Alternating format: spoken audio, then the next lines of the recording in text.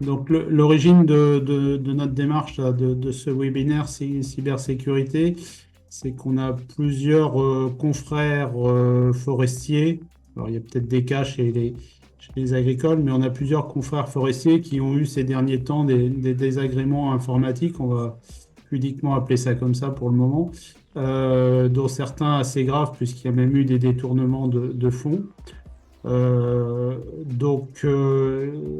On s'est un peu penché sur le sujet à l'occasion du Salon des notaires qui se tenait à Bordeaux, là, j'ai rencontré l'entreprise Abyss qui avait un stand, donc qui travaille sur les sujets de cybersécurité.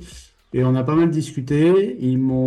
Parce qu'on, dans certains cas, enfin, sous certains cas, on a des préoccupations assez similaires avec celles des notaires, notamment sur les transferts d'argent, les virements bancaires, les transferts d'argent. Donc, on a pas mal discuté avec l'entreprise Abyss. On s'est recontacté suite au salon et je leur ai demandé s'ils pouvaient nous proposer un petit webinaire sur la cybersécurité, les bonnes pratiques et puis les solutions qu'on pouvait mettre en place pour protéger nos cabinets.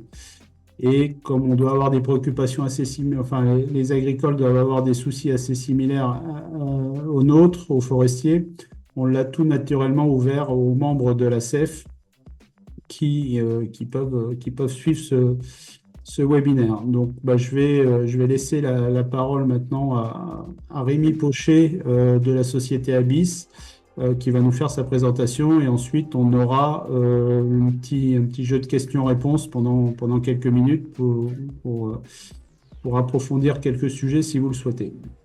Voilà, bah, Rémi, je vous passe la parole. Entendu, merci, merci Sébastien.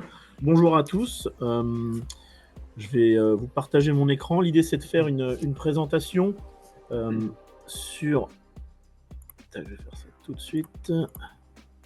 Voilà, l'idée, c'est de faire une présentation assez dynamique sur le risque cyber, notamment pour les professions libérales, indépendants, dirigeants de TPE qui sont le cœur de notre cible. Hop. Et donc, on va voir, donc, une petite intro présentation, c'est ce qu'a fait Sébastien Chaton. Et on va se plonger un peu dans le contexte cyber français. On ne va pas être inondé sous les chiffres, mais on a tourné toute la presse par rapport aux typologies de sociétés que vous êtes. On parlera tout simplement on vous présentera une attaque type. Donc, on en a choisi une qui fait beaucoup de dégâts en ce moment, qui est un ransomware, un rançongiciel. Et on parlera des bons réflexes adoptés en cas de cyberattaque, hélas, et aussi les bonnes actions à mettre en place en amont pour réduire sa surface d'attaque de façon à rester en perpétuelle sécurité. Et comme on disait tout à l'heure, on fera quelques échanges et on conclura. L'idée, on s'est voté 1 heure. Si toutefois on dépassait un peu, on prendra évidemment la liste de questions dans le chat avec plaisir et on y apportera une réponse. Voilà, parce que nous, on a un métier, je vais vous parler un petit peu de Abyss et pourquoi on est là, mais aussi on a une casquette un peu d'évangélisateur, puisque la sécurité cyber, l'interconnexion fait que c'est le lot de tout le monde. C'est un peu comme un vaccin, si vous voulez. Plus on est à jouer le jeu, et plus on est tous en sécurité. Et donc, Abyss, c'est ça, on vous vendra pas de la peur ici. L'idée, c'est d'identifier ce qui est dangereux pour la pérennité de vos entreprises, de vos organisations, puis de vos données, et puis d'y apporter une réponse de façon à ce que on reste dans la sécurité et la sérénité. C'est ce que veut dire Abyss. Et donc, si vous voulez, Abyss, c'est une société, nous on est experts en sécurité informatique et en cybersécurité auprès des TPE, PME, indépendants et professions libérales. Et notre métier, nous, il y en a deux, hein, on a vraiment deux casquettes. On fait de l'audit de cybersécurité pour nos clients, pour ceux qui veulent savoir de manière très objective où est-ce qu'ils en sont sur la résistance de leur réseau en cas d'attaque. On le fait pour nos clients directement, mais aussi pour les assureurs qui assurent le risque cyber et qui, avant de savoir ce qu'ils vont assurer, veulent savoir un petit peu la résistance de leurs clients. Voilà, c'est un peu les deux côtés de l'audit. Et puis, et c'est pour ça qu'on intervient aussi, on fait de la sécurisation des réseaux informatiques de nos clients, avec de la supervision 24 sur 24, 7 jours sur 7, des audits périodiques, et on va remédier aux failles de sécurité de façon à avoir toujours quelque chose enfin, un système informatique à jour et sécurisé. L'idée, c'est d'offrir à des petites entreprises une qualité de service optimale, comme si vous étiez une grosse entreprise avec une DSI, donc avec une direction des systèmes d'information, et puis un responsable de sécurité. Bah, ça, on va le récupérer chez nous, et on va offrir la possibilité à vous, indépendants, de bénéficier de cette sécurité-là. Alors nous, nos équipes, c'est seulement ce qu'on appelle dans nos métiers, vous verrez, il y a quelques... Je vais faire attention aux termes un peu techniques, mais on travaille qu'avec des hackers white hat, des anciens hackers, si vous voulez, repentis, qui sont des gens qui sont très très bons en sécurité informatique et qui ont ce côté, cet ADN de toujours trouver la faille, ce qui nous permet, quand on trouve les failles, de sécuriser et à 360 degrés. Pas seulement votre antivirus sur l'ordinateur, mais bien tout ce qui est connecté sur le réseau, et j'y reviendrai. Donc nos clients, je l'ai un peu dit, TPE, PME, on a une grosse culture notaire, on travaille énormément avec les études notariales. C'est pour ça d'ailleurs qu'on a rencontré M. Chaton sur le congrès des notaires, puisque on équipe beaucoup d'études, et on fait chez eux de l'audit et de la supervision. Et on s'occupe aussi des messageries. La messagerie, c'est tout ce qui est lié au mail. Voilà, on est membre de l'ADN Ouest, l'Association du numérique de l'Ouest. On présente seulement des solutions qui sont souveraines françaises, qui sont référencées à Annecy, membre du SEC de l'Arbalète. Alors, je ne rentre pas dans les détails. Et puis on est en cours de repassage de label cyber. Voilà. On attend là depuis une semaine, on devrait être validé. Voilà, pour vous donner un petit peu le périmètre. Et on travaille sur une méthode toujours en 4 points. On coupe systématiquement les flux toxiques, qui soient mail ou des flux IP, qui sont des échanges en fait avec Internet. Vous verrez sur le schéma tout à l'heure, ce sera peut-être plus clair. On réalise la supervision, je vous expliquais. On traite chez nous l'analyse. On gère aussi les faux positifs. Et l'idée, voilà, c'est d'apporter une gamme d'audit, de sondes de pentest assez étoffée, de pouvoir couper tout ce qui est malveillant. On identifie, afin de mieux protéger de manière périodique, les failles qu'il y a sur le système, et on y répond. Voilà. On remonte une faille, on la corrige systématiquement. On nettoie, c'est la partie remédiation. C'est bien beau de trouver où sont les failles, mais l'idée, c'est d'avoir du service et de pouvoir corriger en temps réel, de ne pas laisser, si vous voulez, une porte ouverte sur le monde, et en tout cas sur les personnes malveillantes. On vient venir corriger, fermer, sécuriser.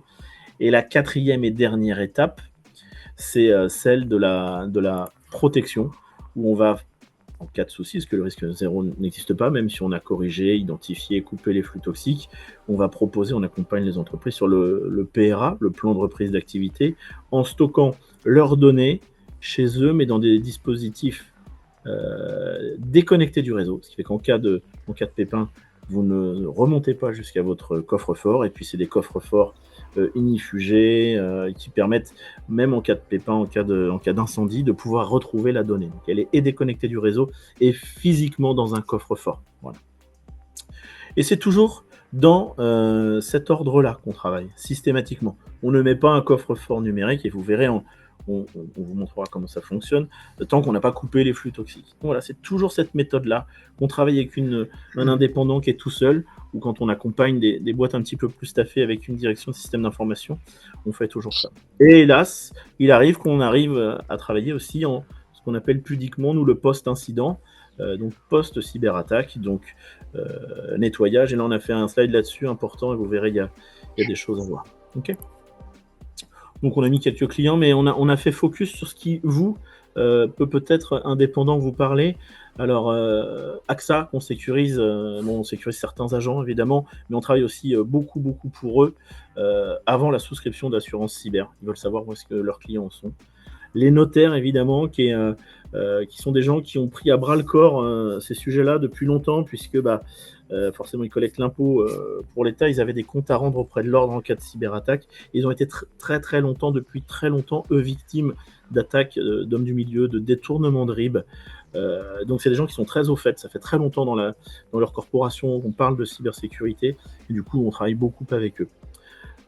J'ai mis les agences l'adresse. On est on équipe pas mal d'agents immobiliers, mais l'adresse c'est intéressant parce qu'ils sont en mode COP, c'est-à-dire que un peu comme vous allez voir, on a présenté nous des tarifications pour vous experts, vous verrez à la fin, comme si vous étiez une grosse entreprise, voilà, avec un accord cadre. On a travaillé chez l'adresse comme ça. Groupe Cristal, c'est pareil, ce sont des métiers autour de la santé animale. Ce sont des vétérinaires indépendants qui se regroupent sur parfois de la centrale d'achat, et on peut faire bénéficier à ces gens-là, indépendants, de tarification au même titre que s'ils étaient dans une grande entreprise. On a mis West Store, qui est une toute petite entreprise, mais c'est intéressant parce que c'est un artisan qui est tout seul, donc qui lui a pris à bras le corps. Alors il est venu, hélas, après une première attaque, mais aujourd'hui il fait de la prévention avec nous et on le supervise et on gère ça chez lui au quotidien. Bon, je passe un peu, mais VST, c'est une coopérative d'artisans, ils sont 800 plombiers, pour faire simple, de personnes qui sont seules jusqu'à des PME un petit peu plus staffées, mais chez qui on a travaillé sur un accord cadre et on fait la supervision chez eux et on leur fait bénéficier à ces gens-là tout seuls d'une sécurité optimale. Axior sont experts comptables et puis il y a des cabinets d'avocats, on a cité ici Alinéa. Mais voilà, c'est ce qu'il faut voir là-dedans, c'est que de plus en plus, il y a une prise de conscience qui a été faite et on travaille avec des structures de plus en plus petites, puisque avant les grosses étaient staffées, les grandes entreprises étaient les premières à avoir été victimes de grandes attaques massives. Et aujourd'hui, on va le revoir dans le contexte. Hélas, le contexte français a bien évolué. Et Kevin va nous parler de ça, lui, va nous présenter un peu tout ça. Effectivement, bonsoir à tous, bonsoir à toutes. Donc effectivement, il y a un contexte, sinon Abyss n'existerait pas, évidemment. On va parler d'activisme et on va parler de cybermalveillance. Il faut être capable aussi de distinguer les deux.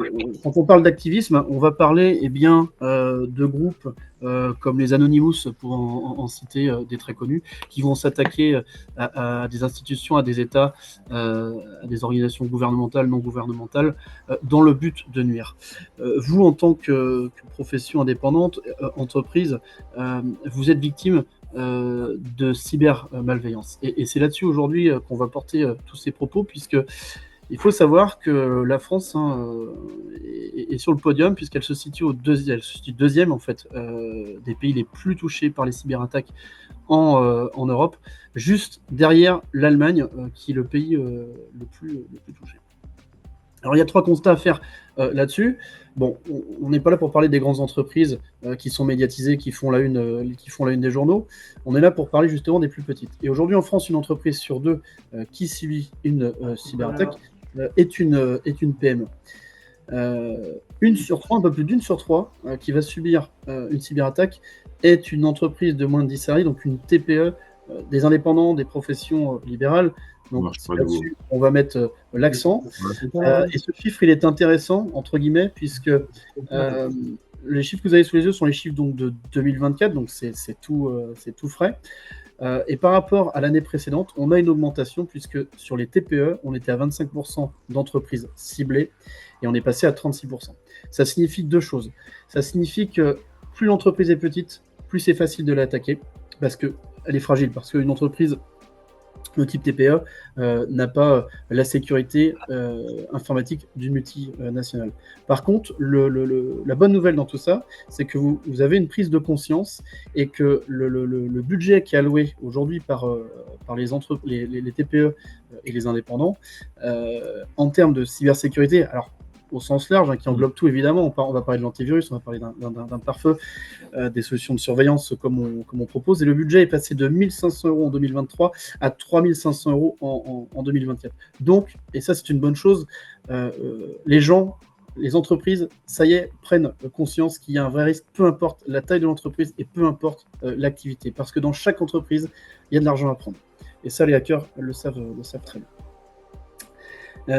Dernier chiffre, et pas des moindres, c'est que sur ces entreprises malheureusement victimes de cyberattaques, eh bien, on a un quart d'entre elles qui se sont senties menacées, en d'autres termes, qui ont eu peur de mettre la clé sous la porte.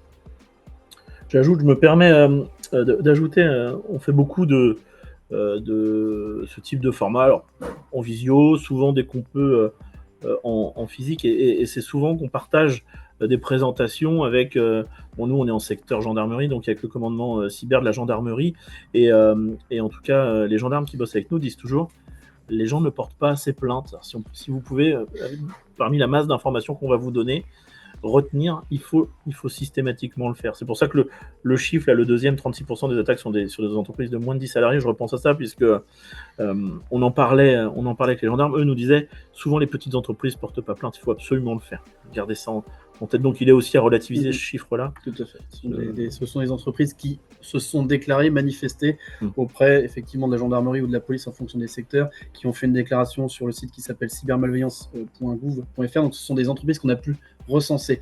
Mais effectivement, c'est qu'une toute petite partie émergée de l'iceberg. Alors, on va parler un peu aussi des cyberattaques. Qu'est-ce qui existe? Qu'est-ce qu'une cyberattaque? Évidemment. La première, c'est le hameçonnage. Le hameçonnage, ou phishing en anglais, c'est les attaques qu'on va recevoir par mail. Ce sont des mails frauduleux. On en verra un petit peu plus loin dans la présentation, mais c'est un vecteur d'attaque qui est très facilement exploité et exploitable par les hackers, parce que c'est très facile de pirater une boîte mail et d'en prendre le contrôle. On a le cas dans les métiers du notariat, avec ces fameuses fraudes horribles. Tout commence par un piratage de boîte mail.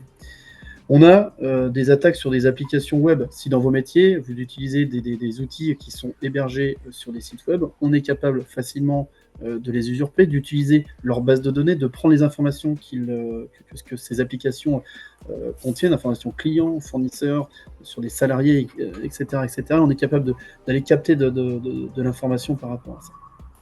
On a aussi ce qu'on appelle les réseaux de botnet. Alors, en français, on appellerait ça des robots, mais ce sont des logiciels malveillants. Enfin, ce sont des robots qui sont capables de pousser de manière automatique des logiciels malveillants qui vont s'installer sur vos ordinateurs, mais aussi sur des imprimantes, sur tout ce qui va comporter un peu d'informatique, de la vidéosurveillance, on en reparlera tout à l'heure, des systèmes d'alarme, tout ça comporte un peu d'informatique, et ces bots sont capables de s'installer n'importe où.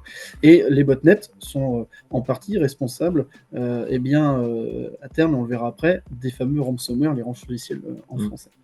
On trouve aussi des fois des botnets qui dorment sur vos PC. On dit il rame, mais oui, mais votre PC sert parfois à miner de la crypto. Ça sert aussi parfois à faire du déni de service. C'est-à-dire quand on fait une attaque très simple qui est on fait tomber un site internet, on fait une requête légitime, c'est ouvrir la page internet, mais on le fait faire par des centaines de milliers de robots au même moment, ce qui fait tomber le site internet. Et on est capable, par la même occasion, de couper, grâce à ces botnets, votre lien internet, c'est-à-dire que par des attaques de type effectivement déni de service, on est capable de vous couper, de vous isoler complètement du monde, plus d'internet, plus de téléphone qui sonne, ce qu'on appelle les attaques par déni de service. Ouais, c'est vraiment l'attaque, le hacker pour les nuls, quoi. Mais ça se fait très très très facilement. Il y a des sécurités au-delà d'un certain nombre de requêtes. Pour se sécuriser, c'est comme un flipper qui fait tilt, ça coupe. Donc quand on pointe une requête d'un site web en une fois, on le fait tomber très facilement. Destruction de données, je t'écoute pas.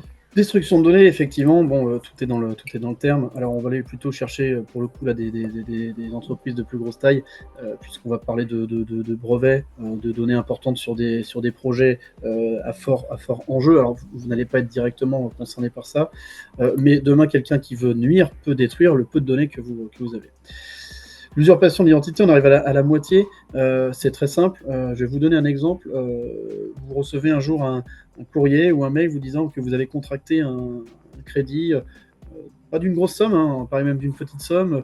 On va parler de 2 000, 5 000, 10 000 euros. Mais vous n'êtes pas du tout à l'origine en fait, de cette contractualisation. Un jour, vos données que vous avez confiées à un tiers, avec pièce d'identité, tous les documents qui sont nécessaires à la contractualisation d'un crédit, un jour il y a eu une fuite de données sur ce site en question, et ces données ont été exploitées par des hackers sur le dark web, donc qui est la phase sombre du net, on en reparlera un petit peu tout à l'heure, et vous vous retrouvez du coup avec un crédit sur le dos dont vous n'avez pas du tout la responsabilité. Et donc, dans le cadre français, malheureusement, vous êtes responsable et vous devez assumer cette dette. Souvent, les clients nous disent, vous savez, moi, mes données, elles intéressent personne. Écoutez, avec les bonnes données, on ouvre très facilement des petits crédits à pas cher, et ça, c'est vraiment la super bienveillance. On sait que ça marche. Ah bah là. On a le harponnage. Alors le harponnage, c'est du hameçonnage, mais on va aller chasser des hauts cadres dirigeants. On trouve ça généralement dans les grandes entreprises, pas dans les petites, mais on va aller chasser du gros, chasser de la baleine, comme on dit chez nous dans le métier. Le terme anglais est marrant, on appelle ça le whaling, la chasse de la baleine, C'est ça. le harponnage. Merci.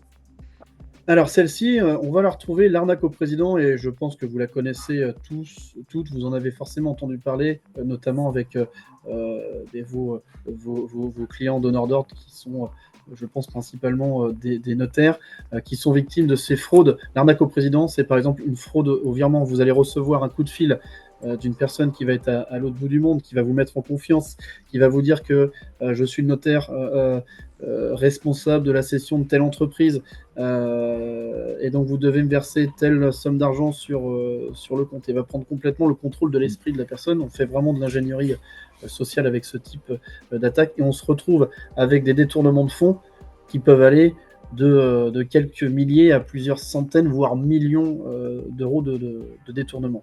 On voit beaucoup aussi pendant les périodes d'été, là où les staffs sont plus resserrés, où il y a plus possibilité de faire de l'ingénierie sociale comme ça. On a la version SMS en fait du hameçonnage qu'on appelle le smishing, et ça, on en a tous reçu. Hein. On se met nous aussi dans cette catégorie-là parce que malheureusement, on en reçoit. Vous n'avez pas payé une amende, votre carte vitale n'est pas à jour, vous avez un colis qui est bloqué à la poste, il faut régler une petite somme pour pouvoir le régler. Et ces attaques de smishing en fait sont pareil, issues de fuites de données qu'il y a eu sur des sites X ou Y, et ces données sont exploitées pour vous piéger et vous demander encore une fois de l'argent. Une qui est très répandue, je crois que c'est une qu'on voit le plus dans notre quotidien, ce qu'on appelle l'attaque de l'homme du milieu, et là je vais vous faire encore une fois un exemple pour que vous puissiez le comprendre facilement, c'est la fraude au RIB. La fraude au RIB dans le milieu du notariat, encore une fois, je les prends en exemple parce qu'on a beaucoup de clients notaires, c'est les modifications en fait des RIB. Je m'explique. Je suis notaire, vous êtes le client.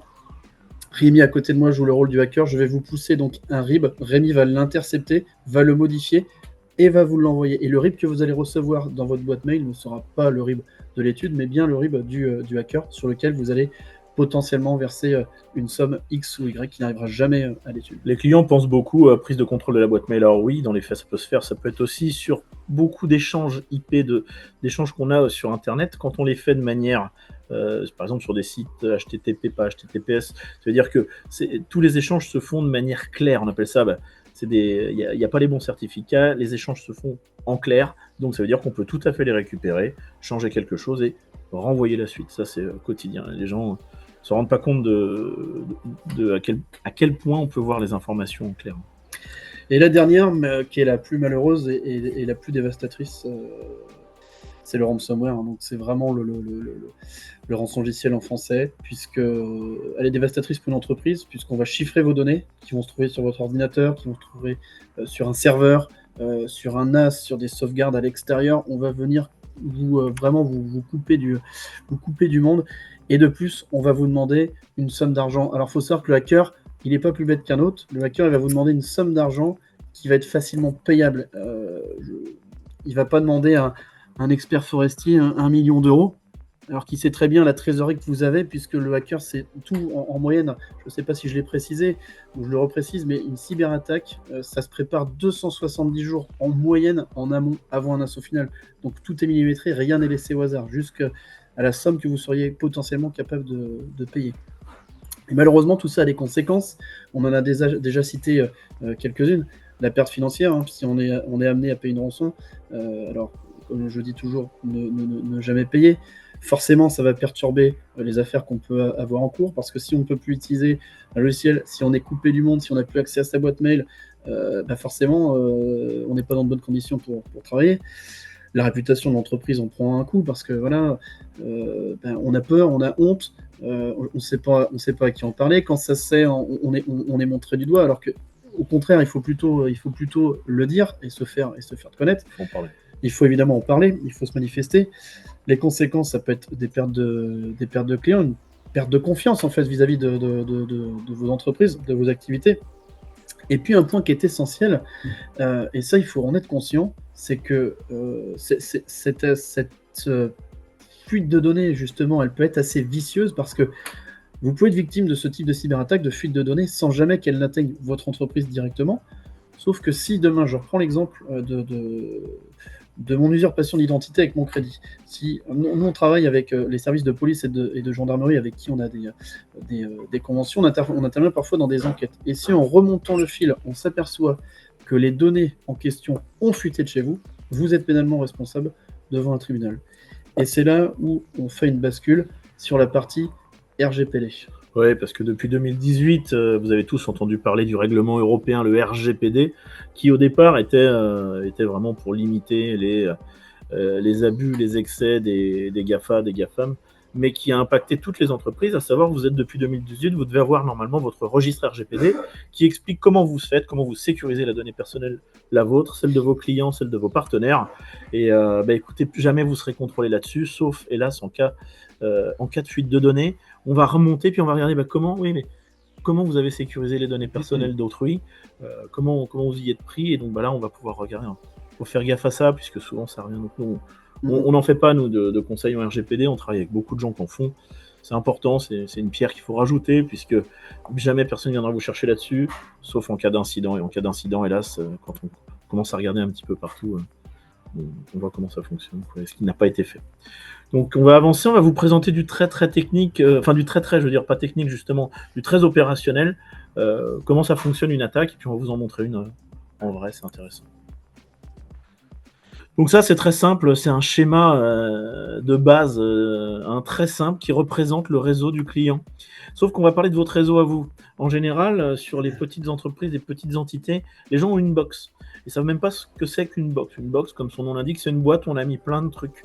Alors, qu'est-ce qu'on a mis dans une box? On a mis un routeur. C'est ça qui est branché à votre fibre ou à votre ADSL. C'est ce qu'on appelle le lien. C'est ça qui va vous donner, qui va donner sur l'extérieur. Et votre box, elle analyse, elle est routeur, elle analyse la data et elle est capable de faire ce lien. C'est aussi un pare-feu. Vous avez tous entendu parler de votre firewall. Vous avez tous dedans, dans votre box, un pare-feu. Sauf que souvent, il n'est pas configuré ou très mal. C'est pare-feu de base, c'est important parce que le pare-feu, c'est lui qui va dessiner ici votre réseau, qui va refermer ce qu'on appelle le château fort, qui va fermer tous les ports vers l'extérieur de façon à être en sécurité. Il va seulement laisser ouvert certains ports, notamment celui d'Internet, pour pouvoir communiquer vers l'extérieur. Et il va falloir lui mettre des règles pour filtrer. Il sert de switch aussi. Le switch, c'est la multiprise. Vous avez déjà vu une grande baie de brassage. Il y a plein de ce qu'on appelle de RJ45 de se brancher. À l'arrière d'une box, vous en avez quelques-uns où vous allez pouvoir vous brancher. Et votre box aussi, c'est le point d'accès sans fil. C'est votre borne Wi-Fi, si vous voulez. C'est votre box qui fait le Wi-Fi. Quand on arrive sur des infrastructures plus grandes, il y a un routeur indépendant d'un switch, indépendant de points d'accès sans fil, et on va tout configurer, et on va configurer un pare-feu. Et vous avez dans votre box l'intégralité de tout ça. Il faut le manager, il faut le gérer. Tout à fait. Et comment fonctionne une cyberattaque? C'est très simple. Alors, on a schématisé le hacker qui se trouve en haut à gauche de votre écran, qui va passer ce premier cran de sécurité qu'on appelle le pare-feu, mais il ne va pas le passer comme un flux normal. Il va se découper en plein de petits morceaux, entre guillemets, pour pouvoir passer sur les radars du pare-feu. Parce qu'aujourd'hui, un pare-feu n'est plus assez efficace pour lutter contre les cyberattaques.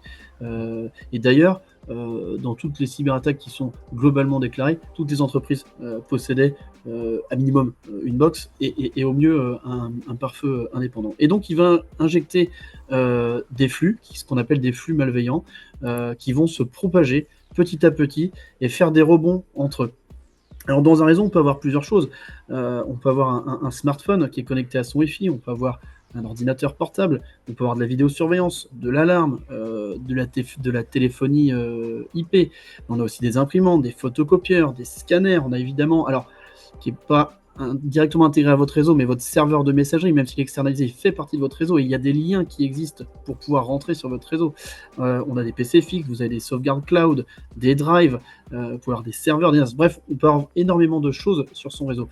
Et l'objectif du hacker, ça va être d'exploiter les failles de cybersécurité de chacun de ces produits, ou du moins déjà les découvrir pour pouvoir les exploiter et atteindre son objectif final qui sera peut-être de vous déployer un ransomware pour vous demander de l'argent encore une fois. Et souvent, un prestataire informatique va s'occuper de votre PC, votre serveur, mais pas de l'imprimante qui, elle, va commander ses cartouches toute seule, qui est vraiment un point de sortie. Vous allez peut-être avoir une alarme qui communique aussi. Enfin voilà, nous, on aime bien regarder à 360 degrés, puisque chaque périphérique, on appelle ça un périphérique, installé sur le réseau, est une faille potentielle. Il faut regarder l'ensemble, puisqu'on va pouvoir être...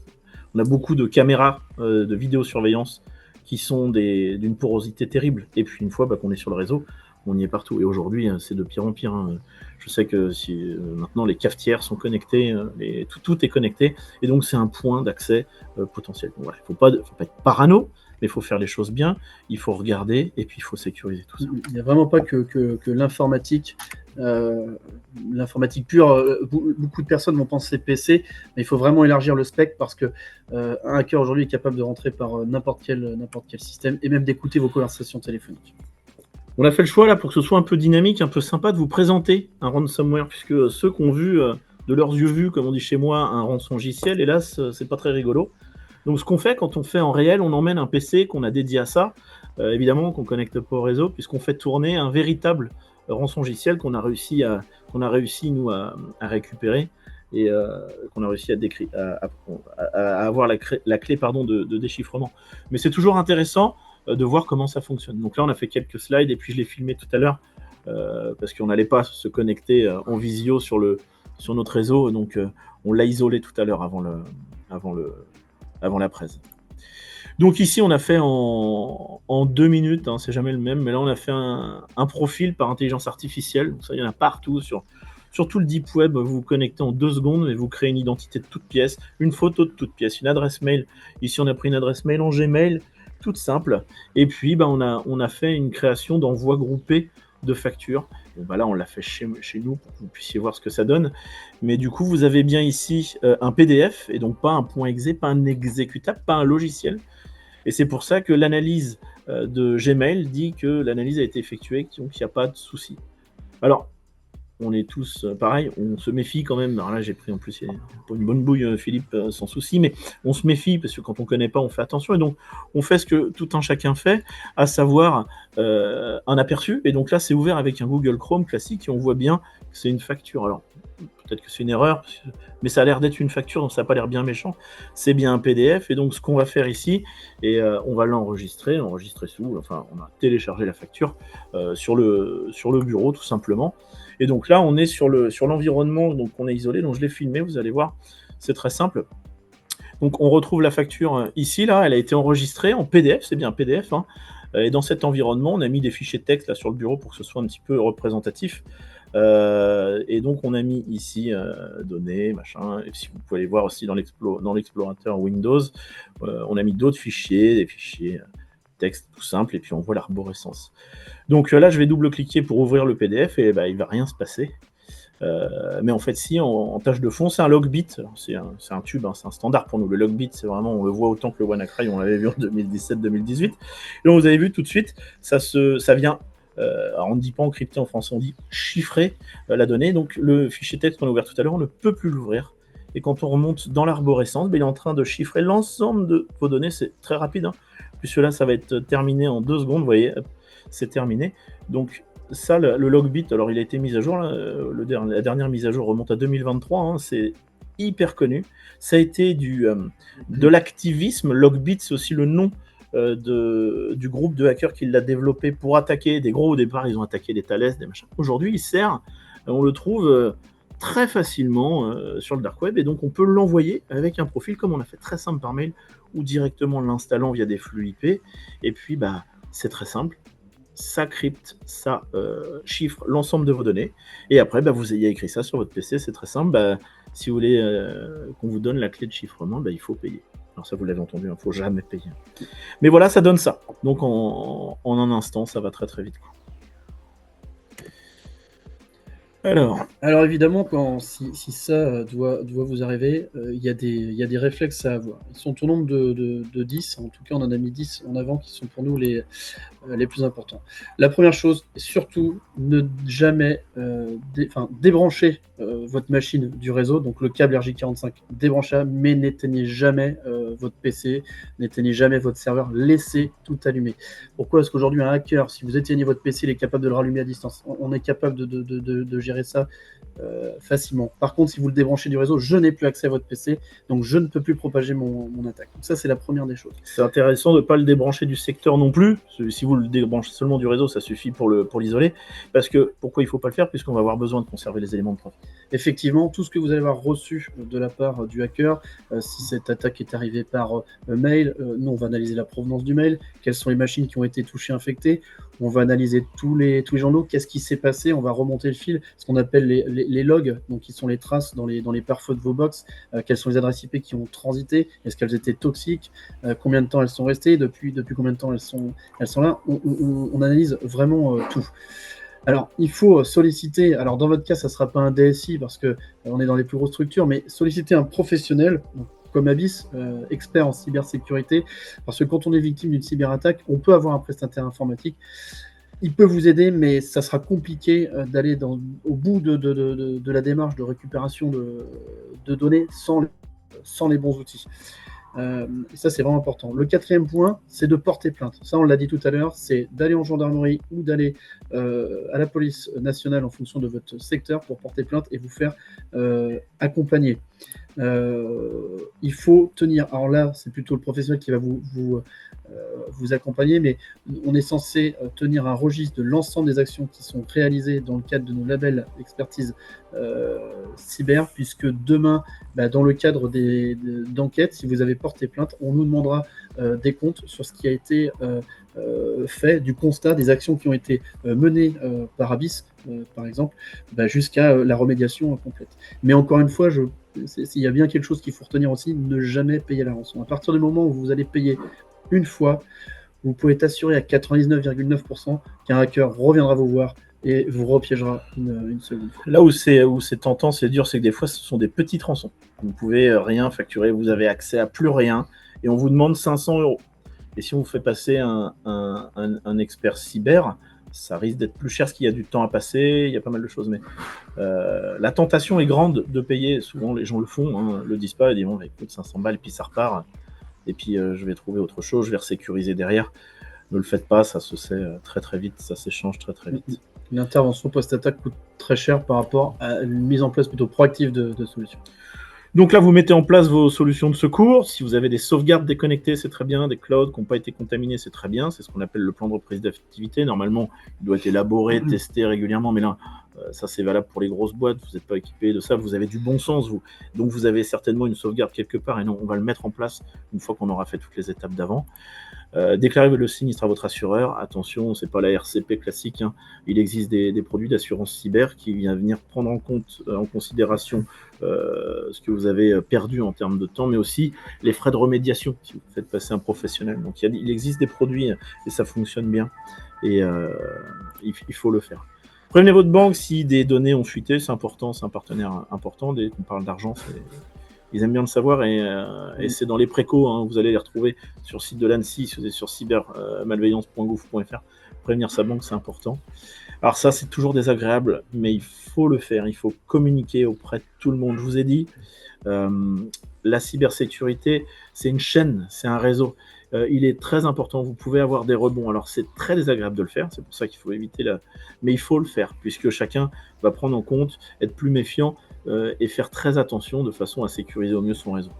Il faut le faire, c'est d'ailleurs obligatoire. Les gendarmes ou la police vous le dira, il faut communiquer auprès des clients et des partenaires. Et enfin, en cas de fuite de données, il faut prévenir la CNIL. Alors, je vous dis, c'est désagréable aussi, surtout si vous n'avez pas fait votre registre comme il faut. Mais vous êtes censé, s'il y a eu de la fuite de données, prévenir la CNIL.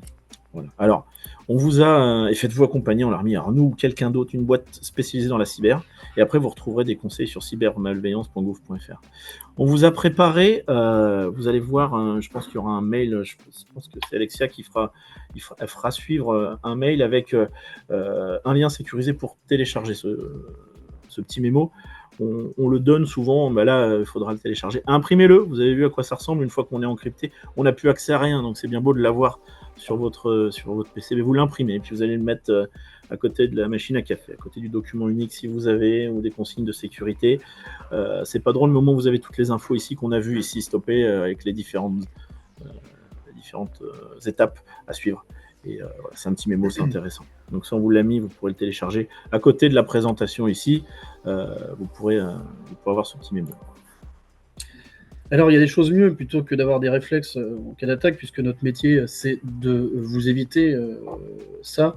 Eh bien, c'est ce qu'on appelle réduire sa surface d'attaque. Ce que vous avez à l'écran de schématiser, c'est ce qu'on pourrait appeler votre surface d'attaque actuelle. Et il existe 4 points à mettre en place pour réduire cette surface d'attaque. Le premier point, la première des choses à mettre en place, ce sont des solutions qui vont contrôler les flux entrants et sortants, qui vont vous permettre énormément déjà de réduire cette surface d'attaque. Pourquoi ? Parce qu'on utilise des solutions, alors je vais essayer de ne pas trop être technique, mais on utilise des solutions dans lesquelles on va répertorier une base d'adresses IP toxiques, qui est elle-même répertoriée par la police et gendarmerie et plein d'institutionnels dans le monde entier. Et ces boîtiers, en l'occurrence, que l'on installe, communiquent entre eux toutes les 10 minutes et échangent des informations de manière permanente pour éviter justement une intrusion par votre box directement par le réseau.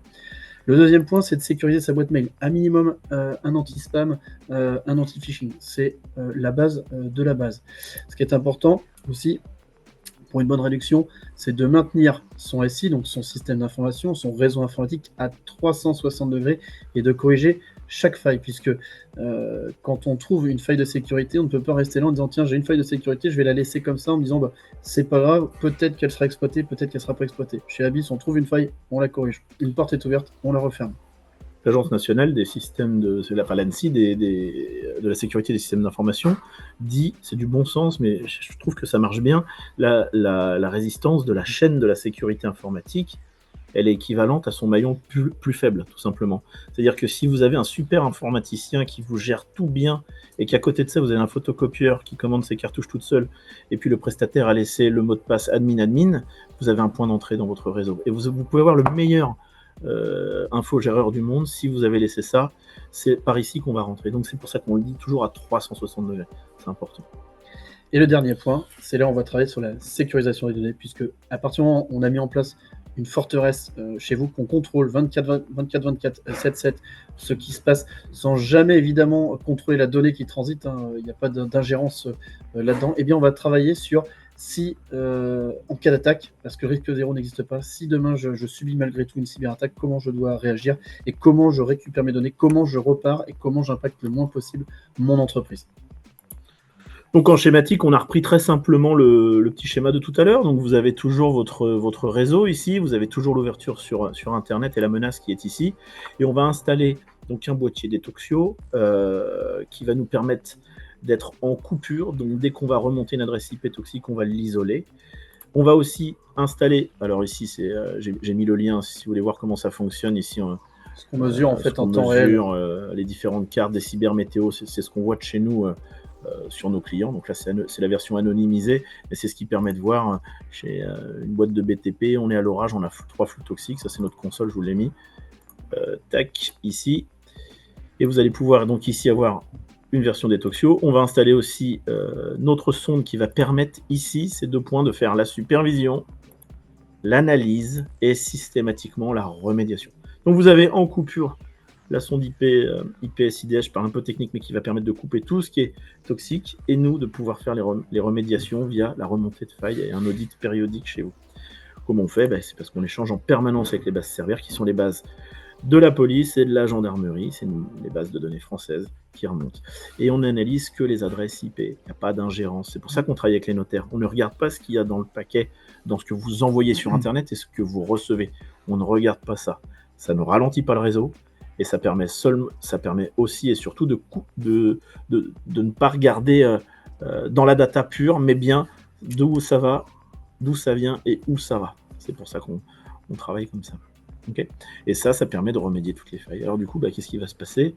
C'est très simple, on reprend le schéma, ça va passer le pare-feu, la menace va venir ici, et elle va être identifiée comme étant une menace connue, puisque ça vient d'une adresse IP peu importe le type de data, peu importe ce qu'il y a, mais ça vient d'une adresse IP qui est référencée comme toxique via police, gendarmerie et les bases Cerber, qui sont les plus grosses bases souveraines de pot de miel.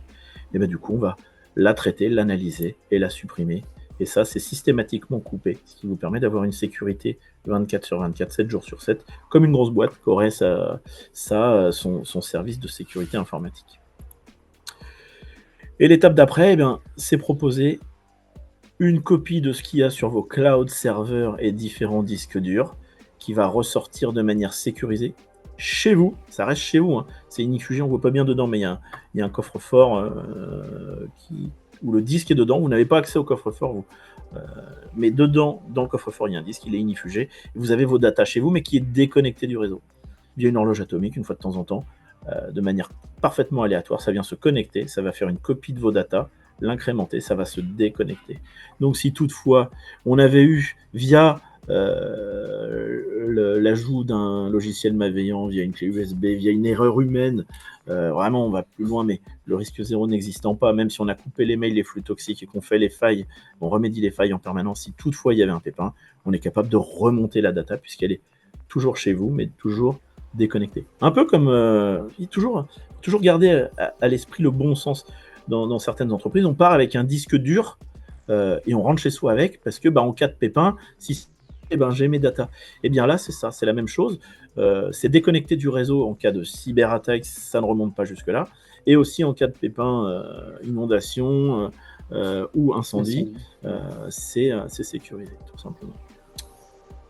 Voilà notre périmètre d'action sur le schéma réseau type comme vous avez chez vous via une box, quoi. On va parler, puisque quand on avait échangé avec Sébastien Chaton, il m'avait dit c'est hyper important, vous me faites du clair, du combien ça coûte, comment c'est, et du coup on est allé plus loin, on a préparé directement tout ce que vous avez vu là, et puis on a fait un accord cadre comme on fait dans des grosses boîtes sur du groupe. Alors vous avez compris, le maître mot ce soir, c'est de prendre conscience et de se sécuriser en commençant à mettre en place des choses. La première étape, et qui est aujourd'hui la plus essentielle, c'est le contrôle, encore une fois, 24 heures sur 24, 7 jours sur 7, de ce qui transite sur le réseau, en mettant en place cette sonde qui s'appelle Detoxio. Et comme vous le voyez, on a une offre financière à 89 € par mois, puisque l'objectif aussi de tout ça, et Rémi l'a dit en préambule, on est un peu là aussi pour évangéliser les choses, et on est là aussi pour qu'un maximum d'entreprises puissent profiter de solutions qu'utilisent les très grandes entreprises, mais moi, dans ma petite entreprise, j'ai besoin d'être sécurisé et je veux que ça soit abordable. Et bien, cette solution le permet. Le deuxième point, c'est, encore une fois, on a cette forteresse qui va couper ces flux toxiques, qui va vous protéger de tout ce que va laisser passer le pare-feu de votre box, par exemple. Derrière, on a cette sonde qui s'appelle MyDeepCase, donc qui est un produit 100% Abyss, qui va permettre d'auditer de manière quasiment permanente votre réseau, et de vous dire, attention, on a trouvé une faille sur votre PC de tel type, nous allons la corriger et on va refermer cette porte qui potentiellement peut être exploitée par un hacker. Et le troisième point, quand on en arrive ici, eh bien, on va parler de l'optimisation de la sauvegarde et de la mise en place de ce coffre-fort sécurisé. Alors, vous voyez, les tarifs sont en adéquation aussi avec la taille de vos structures. Et ça, c'est important pour pouvoir démocratiser la cybersécurité et que ça soit accessible. Et c'est ce qu'on veut chez Abyss, c'est que la cybersécurité soit accessible pour tout le monde. Et c'est toujours moins cher, évidemment, qu'intervenir en post-attaque. Là, vous avez toute la prévention, on réduit d'autant votre surface d'attaque, et on propose aussi derrière un coffre-fort, donc on a mis toute l'offre, et ça se fait dans cet ordre-là, 1, 2, 3. Si vous voulez faire qu'une seule chose, c'est le 1, si vous voulez aller plus loin, comme ça on a fait un système. Et donc, au même titre par rapport à ce qu'on a fait sur la plateforme qu'on va vous pousser derrière, vous aurez la possibilité, si vous allez plus loin, vous cliquez sur télécharger le devis, vous mettez bien votre sirène de façon à avoir un devis juridiquement formalisé, et puis derrière vous recevrez tout le détail, toute la présentation, si vous voulez plus loin, si vous voulez réfléchir, si vous voulez mettre ça dans un plan de sécurisation informatique à terme. Voilà, on a essayé de faire quelque chose d'assez global qui reprend tout ce qu'on a vu ensemble. Okay, donc vous aurez toute la présentation, la présentation, vous aurez aussi le lien, puisqu'elle est enregistrée, on la mettra sur notre chaîne YouTube, comme ça vous aurez le lien dessus. Vous allez avoir le mémo en cas de cyberattaque, les 10 bons gestes à adopter. Et pour ceux qui veulent aller plus loin, derrière, vous pourrez tout à fait vous cliquer sur demander un devis, puis vous le recevrez comme ça dans votre boîte mail. Ne vous inquiétez pas, c'est Abyss, c'est sécurisé. Il n'y a aucun souci. Voilà pour ce qu'on voulait. On a essayé de présenter les chiffres, de présenter un ransomware, un vrai pour le coup, un logiciel, et puis les solutions qu'on peut mettre en place derrière. Ce que je vous propose, c'est de laisser un mot de conclusion. Je pense qu'on est dans le timing, Sébastien Chaton, et puis derrière, on répondra aux questions. Est-ce que ça vous va ?